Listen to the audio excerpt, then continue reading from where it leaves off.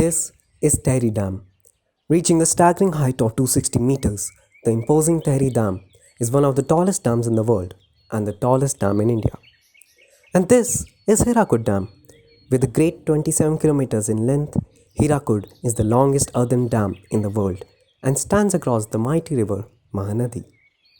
At first sight, the concept of hydropower is a simple one. Flowing water is trapped in front of dams, then directed through turbines, which spin to generate electricity.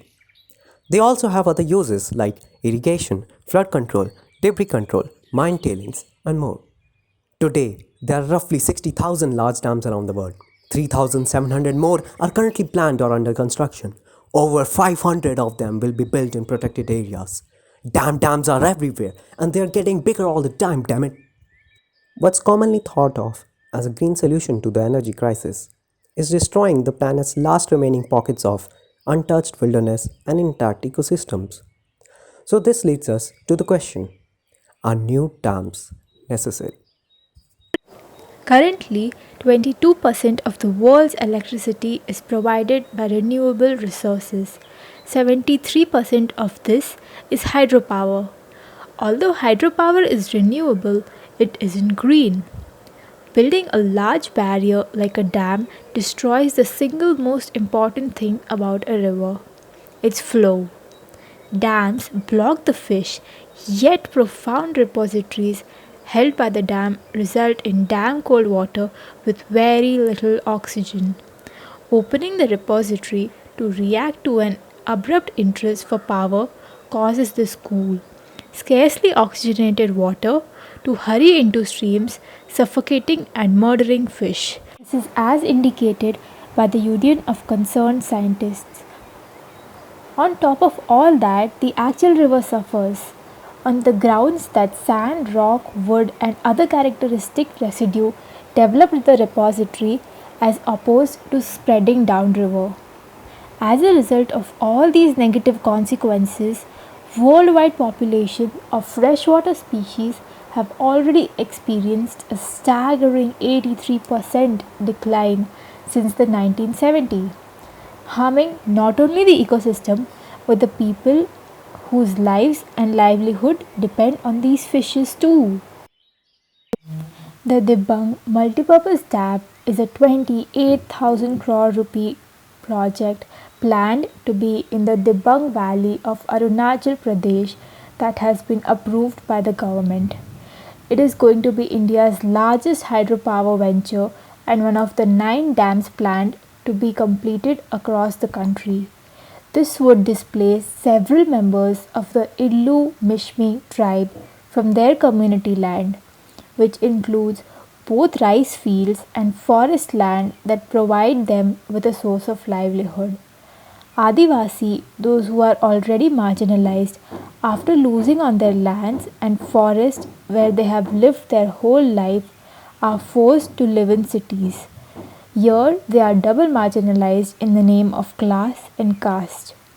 In addition to this, the hampering of culture and tradition, which is their intellectual property, happens when the government officials ask the tribes to leave their areas for the dam, which lead to its fading. An engineering marvel in itself, Tehri Dam provides more than 1,000 megawatts of hydroelectricity. However, the rehabilitation factor has been overlooked in the controversy about the dam's ecological sustainability. The dam displaced 12,547 people, according to a 2002 status report from the Tehri's Public Work Department. Despite the fact that the land acquisition commenced in 1979, the resettlement of those impacted is far from complete. Relocated households in the Dehradun and Haridwar districts encounter several problems of geographic continuity and land ownership rights. There are also concerns expressed in the Hanumanta Rao Committee report about high number of corruption incidents in the rehabilitation process. As a result of the dam's relocation policies and structural weakness, civil unrest, litigation, and international interest have delayed the project during its construction phase.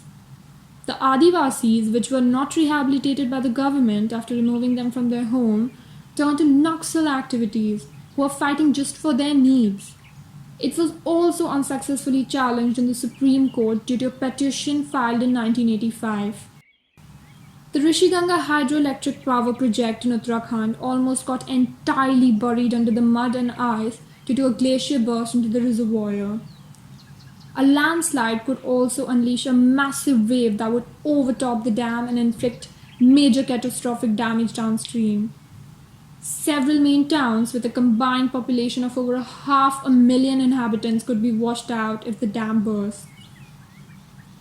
A new UN report released on January 21, 2021 has warned major big dam owning countries about the aging population of fast silting up dams and changing climate and an urgent need to start working on decommissioning of uneconomical large dams. Among the few countries that the UN has warned include India with its third largest number of big dams. No legal regime exists in India for dam safety, either structural safety or operational safety. But few governments earlier tried to bring in law for the dam safety and control. The bill provides for surveillance, inspection, operation and maintenance of all specified dams across the country.